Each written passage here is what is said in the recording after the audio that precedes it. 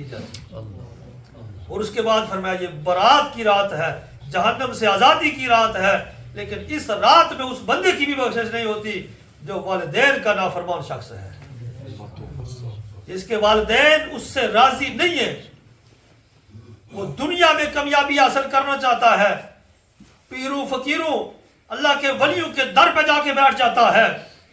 وہ چاہے 40 دن کا چلہ لگائے، چاہے وہ 3 ماہ 4 ماہ 6 ماہ چلے پہ نکل جائے، گھر میں بوڑھے والدین موجود ہیں اور وہ راضی نہیں ہے، تو فرمایا اللہ نہ اس کی نماز قبول کرتا ہے، نہ روزے قبول کرتا ہے، نہ حج زکات قبول کرتا ہے۔ فرمایا یہ برات کی رات ہے، یہاں جہنم سے آزادی مل رہی ہے، لیکن والدین کے نافرمان شخص کی اس رات بھی بخشش نہیں کی جاتی ہے۔ یہ والدین اتنی عظیم ہستیاں، اس بات سے ان کی عظمت کا اندازہ لگایا جا سکتا ہے کہ ایک ہے خدا جس نے ساری کائنات کو پیدا فرمایا، وہ رات کو ہم سوتے ہیں، صبح کے وقت ہماری آنکھ کھولتا ہے، ہم نماز کے لیے جاتے ہیں، ہم نیک اعمال کرتے ہیں، وہ ہمیں صبح طرح طرح کی نعمتیں عطا فرماتا ہے، وہ رب ہے، وہ کریم ہے، وہ اللہ اکبر ہے، سب سے بڑا ہے۔ فرمایا اگر تم چاہتے ہو کہ وہ سب سے بڑا، وہ خدا، وہ رب ذوالجلال تم سے راضی ہو جائے تو تم اپنے والدین کو راضی کر لو۔ جب یہ والدین تم سے راضی ہو جائیں گے تو عرش کا سونا رب بھی راضی ہو جائے گا۔ ہم کامیابی چاہتے ہیں، ہر بندے کا دل ہے کہ میں کامیاب ہو جاؤں، ہر بندے کی یہ حسرت ہے کہ میں کائنات کا سب سے عزت دار بندہ بن جاؤں، لیکن وہ گھر میں بوڑھے والدین کی عزت نہیں کرتا۔ وہ بوڑھے والدین کو یہ کہتا ہے، جب کوئی اسے باپ کہتا ہے کہ رات کو لیٹ گھر کیوں آیا ہے تو ساری رات موبائل پہ لگا رہتا ہے، گھر ہمیں وقت نہیں دیتا، تو بیٹا آگے سے کہتا ہے باپ تیرا وقت گزر گیا، تو ابھی بوڑھا ہو چکا ہے، تجھے نہیں پتا میں نے زندگی کیسے بسر کرنی ہے، مجھے خود پتا ہے۔ جب یہ جملے اولاد جوان بیٹا کہتا ہے نا تو والد کے سینے میں گولی سے کم نہیں یہ جملے ہوتے، والدین کے کلیجوں پر یہ ایک خنجر کے وار سے کم نہیں یہ جملے ہوتے کہ وہ والد جس نے نہ گرمی دیکھی نہ سردی دیکھی، صبح اٹھ کر دن کو محنت مشقت کرے، رات کو دیر تک مزدوری اس لیے کرتا رہے کہ میرا بیٹا اچھی تعلیم حاصل کر لے، میرا بیٹے کا مستقبل بہتر ہو جائے، وہ سردی گرمی خود برداشت کر لیتا ہے، لیکن اولاد کے لیے وہ اس کی خواہش یہ ہوتی ہے کہ میرا بیٹا وقت کا سب سے عزت دار شخص بن جائے، اور جب اس کا بیٹا جوان ہو کر یہ جملے کہتا ہے کہ باپ تجھے نہیں پتا جو مجھے پتا ہے، تو آپ ذرا خود اندازہ لگائیں کہ اس پر قیامت نہیں آتی تو اس سے کم بات نہیں ہوتی۔ اس لیے فرمایا کہ اپنے والدین کو راضی کر لو، اپنے والدین کی خدمت کر لو، اپنے والدین کے پاس بیٹھ کر خوشی والی باتیں، ان کے چہرے پر مسکراہٹ والی باتیں کر لو۔ فرمایا جنگ میں جا کر دشمنوں کے ساتھ لڑنا اور جان کی بازی ہار جانا، شہید ہو جانا، جتنا وہ رب کو پسند ہے اتنا باپ کے چہرے پر مسکراہٹ لانا اللہ کو پسند ہے۔ تم ایسی بات کر دیتے ہو کہ باپ کے چہرے پر مسکراہٹ آ جاتی ہے، باپ کا چہرہ کھل جاتا ہے، ماں کا چہرہ کھل جاتا ہے، ماں خوش ہو جاتی ہے، باپ خوش ہو جاتا ہے، اور میں وہاں جہاد فی سبیل اللہ اور اپنی جان کی بازی ہار دی، شہید ہو گیا، جتنا مقام اس جنگ میں شہید ہونے والے ایک مسلمان کو ملتا ہے اتنا ثواب اپنے والدین کے چہرے پر مسکراہٹ لانے والے کو ملتا ہے۔ اگر تصویر کا دوسرا رخ دیکھا جائے تو اتنا بڑا مقام اور مرتبہ صرف چہرے پر خوشی لانے کا ہے، تو جب ان کے چہرے پر خوشی کے بجائے غم لاتے ہیں، اور کبھی کبھار ایسا بھی ہو جاتا ہے کہ ہم ایسے سخت جملے کہہ دیتے ہیں والدین کو کہ میں نے اپنی آنکھوں سے دیکھا ہے لوگوں کو روتے ہوئے کہ میرا جوان بیٹا مجھے اتنی سخت باتیں کہتا ہے، میری نافرمانی کرتا ہے، بہو کے جو ہے بات سن کر وہ میری بہو کے سامنے، اپنی زوجہ کے سامنے میری بےزتی کرتا ہے۔ فرمایا کہ میں نے اس بیٹے کو بڑی مشقت کے ساتھ پالا، یہ باتیں کرتے کرتے بعض اوقات والدین رو پڑتے ہیں. ارے خوش کرنے کا اگر اتنا مقام ہے تو ناراض کرنے کا بھی اتنا ہی زیادہ گناہ ہوگا. اس لیے جنت ہم نے صرف یہاں مسجد میں آ کر ہی نہیں تلاش کرنی کہ یہاں آج کی رات نفل پڑھ لیے, رات کو یہاں اس بزم میں بیٹھ گئے تو ہم اکڑ اکڑ کر صبح چلنا شروع کر دیں. بوڑھا باپ تو گھر میں سویا ہوا تھا, میں مسجد میں ساری رات بیٹھا رہا, میں عبادت کرتا رہا, میں ریاضت کرتا رہا. نہیں, یہ ساری عبادتیں اپنی جگہ, یہ ساری ریاضتیں اپنی جگہ, یہ ساری باتیں اپنی جگہ معنی رکھتی ہیں, لیکن تیرے باپ کے ساتھ حسن سلوک سے پیش آنا یہ عرش کے رب کو بڑا محبوب ہے. فرمایا والدین کے نافرمان کی بھی اس رات بخشش نہیں کی جاتی. اور پھر فرمایا قطع تعلقی کرنے والا شخص جو رشتوں کو توڑنے والا ہے, برادری میں, دوستوں میں, والدین اور بیٹوں میں, اولاد میں, بہن بھائیوں میں تفرقہ ڈالتا ہے, نفرت پیدا کرتا ہے. اپنی بہن سے ناراض ہے تو ناراضگی میں ہی وہ زندگی بسر ہو رہی ہے. والد سے ناراض ہے, بھائی سے ناراض ہے تو ناراضگی میں ہی وقت بسر ہو رہا ہے. مطلب ہمارا یہ قطع تعلقی جو ہے یہ اتنا عظیم جرم ہے کہ یہ رات برات کی رات ہے, جہنم سے آزادی کی رات ہے. قطع تعلقی کرنے والے کی اس رات بھی بخشش نہیں ہوتی. اور فرمایا جو بندہ سیدھا رحمی کرتا ہے, میں نے جو ابتدا میں باتیں کی ہیں کہ غلطی ہو پھر بھی جا کے معافی مانگ لی جائے, غلطی تسلیم کر لی جائے, اپنا جرم مان لیا جائے, اور اگر خود پر زیادتی ہو رہی ہو پھر بھی جا کے معافی مانگ لی جائے. تو سرکار نے ارشاد فرمایا آپ اپنی جگہ سچے ہونے کے باوجود بھی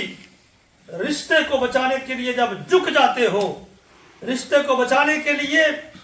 تم اپنا سر نیچا کر کے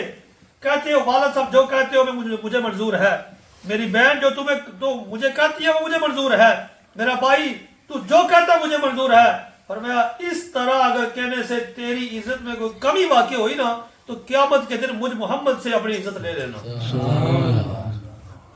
کوئی عزت میں فرق نہیں پڑتا. ہم کہتے ہیں جی میں بڑا ہوں وہ چھوٹا ہے, میں کیوں جاؤں اس کے پاس. بڑے ہوتے کیا ہیں ہم, اگر بڑا پن یہی ہوتا ہے, بڑا پن یہی ہوتا ہے کہ کسی دوسرے کو معاف کر دینا. اللہ سے ہم امید لگائے ہوئے ہیں کہ ہم گناہ کرتے ہیں اللہ معاف کرے گا.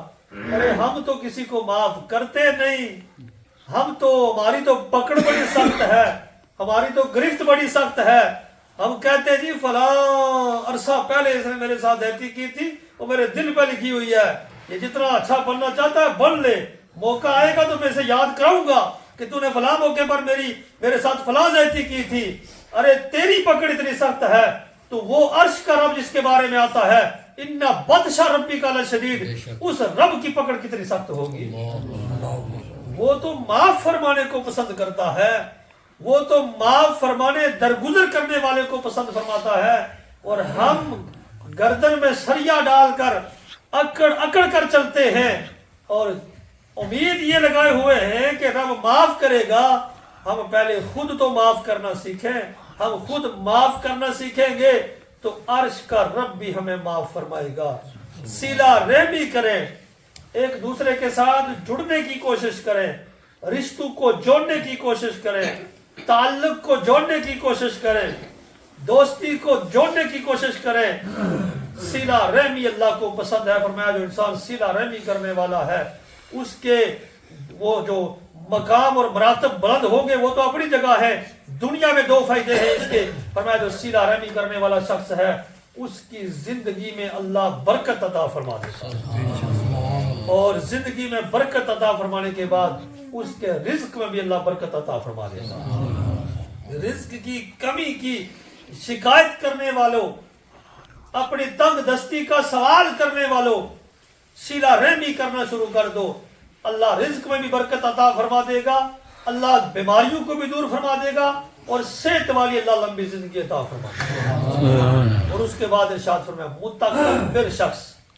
تکبر کرنے والا شخص, میں بڑا نمازی ہوں جی، میں بڑا پرہیزگار ہوں جی، میں بڑا حاجی ہوں جی، میں بڑا یہ ہوں وہ ہوں، فرمایا متکبر شخص کی بھی اس رات بخشش نہیں کی جاتی۔ اور یہاں سرکار نے ارشاد فرمایا جو بندہ اس لیے اپنی چادر اپنی شلوار ٹخنوں سے نیچے گھسیٹ کے چلتا ہے تکبر کی نیت سے، یہ ایک مسئلہ ایک الگ ہے کہ ویسے کسی کی شلوار ٹخنوں سے نیچے ہوگی، وہ ایک الگ مسئلہ ہے، لیکن اس دور کی بات کر رہا ہوں جہاں سرکار دو عالم صلی اللہ علیہ وسلم کے دور میں جو لوگ متکبر ہوا کرتے تھے نا، قریش کے بڑے بڑے سردار جو تھے، جو اپنے آپ کو اس وقت کا خدا مانتے تھے، وہ تکبر کے طور پر چادریں نیچے گھسیٹ گھسیٹ کر چلا کرتے تھے۔ اس حد تک وہ پہنچ چکے تھے کہ وہ شلواریں بھی اتنی لمبی پہنتے تھے کہ ان کے پینچے جس طرح ہمارے آج کے دور کی یہ پینچے ہیں اس طرح کے شاید نہ ہوں گے، لیکن وہ پاؤں کے نیچے گھسیٹ کے چلا کرتے تھے۔ اللہ اور اس کے رسول کے یہ بات سخت ناپسند ہے، فرمایا جو تکبر سے کپڑے لٹکا کے چلتا ہے ایسے شخص کی بھی اس رات بخشش نہیں کی جاتی۔ یہ ہے چند باتیں جو اس دور میں انسان اپنے اوپر غور اگر کرے تو بہت کچھ پا سکتا ہے۔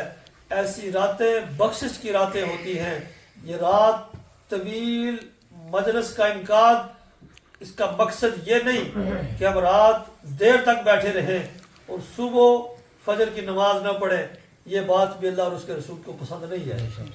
کیونکہ نماز ہمارے اوپر فرض کی گئی ہے۔ ساری رات بیٹھے رہیں یہاں، فجر کے وقت نماز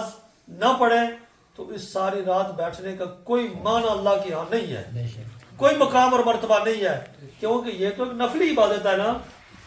نفلی عبادت ہے، ہم کریں گے تو بہت مقام اور مرتبہ ہے، بہت زیادہ ثواب ہے۔ اگر نہیں کریں گے، جو لوگ ہمارے ساتھ نماز عشاء کی پڑھی انہوں نے جا کے گھر میں سو گئے، ہم انہیں گنہگار نہیں کہہ سکتے،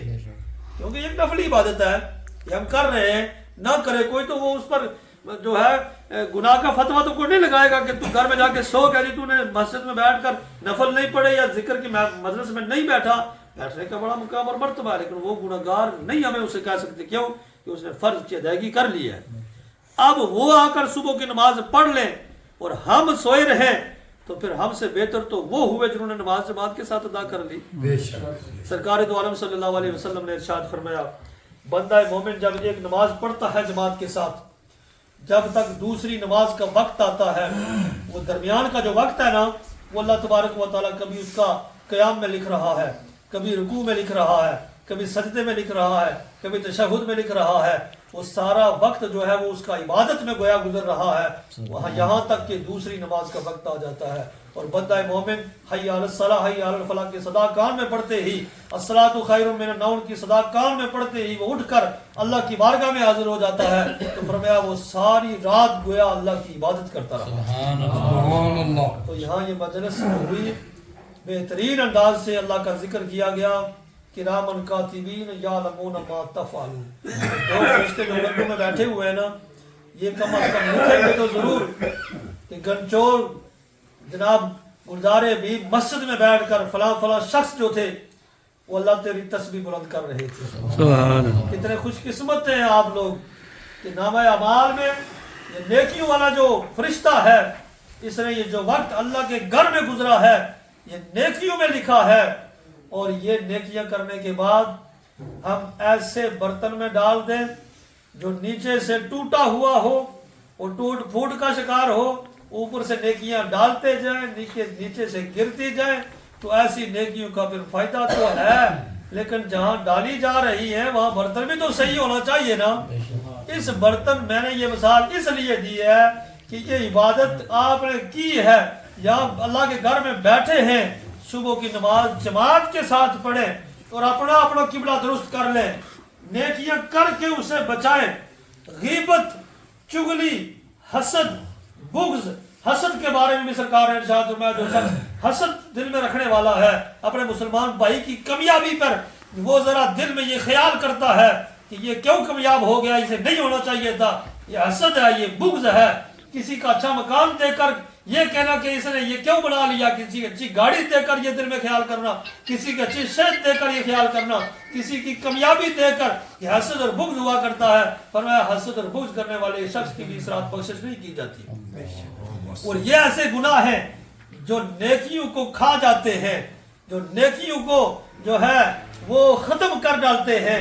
نیکیاں کر کے بچانے والا شخص ہی حقیقی معنوں میں کامیاب ہوا کرتا ہے۔ نیکیاں کر کے وہ انہیں ضیاع کر دینا یہ عقل مند باشعور انسان کا کام نہیں ہوا کرتا۔ ایک عقل مند باشعور انسان یہی ہے، یہ اللہ کی عبادت کے ساتھ جو ہم یہاں بیٹھے ہیں یہ اللہ کی عبادت کی ہے، اور یہاں سے اٹھ کر باہر کے جو معاملات ہیں، گھر والوں کے ساتھ ہمارا رویہ، پڑوسیوں کے ساتھ ہمارا رویہ، رشتہ داروں کے ساتھ ہمارا رویہ، یہ حقوق العباد ہے۔ اور حقوق العباد کا معاملہ اتنا سخت ہے کہ انسان کسی مسلمان کے ساتھ زیادتی ظلم کر کے وہ ایک شب رات کیا ہزاروں شب راتیں اسے ملے تو تب تک اللہ معاف نہیں فرماتا جب تک جس مسلمان سے زیادتی کی ہے اسے معافی نہ مانگی جائے۔ تو یہ معافی صرف میسج کی حد تک نہیں کہ یہ میسج بھیج دیا جی مجھے معاف کر دینا، ایک ادار اٹھایا ہوا تھا جو سر سے نیچے اتار کے پھینک دیا، نہیں، جس سے زیادتی کی ہے اس کے ساتھ تنہائی میں جا کے ملے، اکیلے میں جا کے ملے اور کہے کہ جی میں نے تم سے یہ فلاں زیادتی کی تھی، مجھے خدا کی رضا کے لیے معاف کر دے۔ اور خدا کی رضا کے لیے جو معاف کرے گا اللہ تبارک و تعالیٰ بھی اسے معاف فرمائے گا۔ دعا ہے خالق کائنات ہمارا یہاں مل بیٹھنا اپنی بارگاہ میں شرف قبولیت عطا فرمائے۔ سرکار نے ارشاد فرمایا کہ اللہ تبارک و تعالیٰ بنی قلب کے بکریوں کے بالوں کے برابر لوگوں کی بخشش فرماتا ہے۔ اللہ ہمیں بھی ان لوگوں میں شامل فرمائے، ہمارے ماں باپ کو بھی شامل فرمائے، ہمارے دوست احباب رشتہ دار عزیز اقارب پڑوسیوں سب کو اس میں شامل فرمائے، اور اللہ ساری امت مسلمہ کی کامل بخشش فرمائے، اللہ امت مسلمہ پر رحم فرمائے، اور اللہ درگزر والا معاملہ فرمائے۔ اللہ اپنے اس گھر کو تعصب قیامت آباد اور شاد فرمائے، اور اس کو جو آباد کرتے ہیں اللہ ان کے گھروں کو بہتر آباد اور شاد فرمائے۔ آخر دعوانا الحمدللہ رب العالمین۔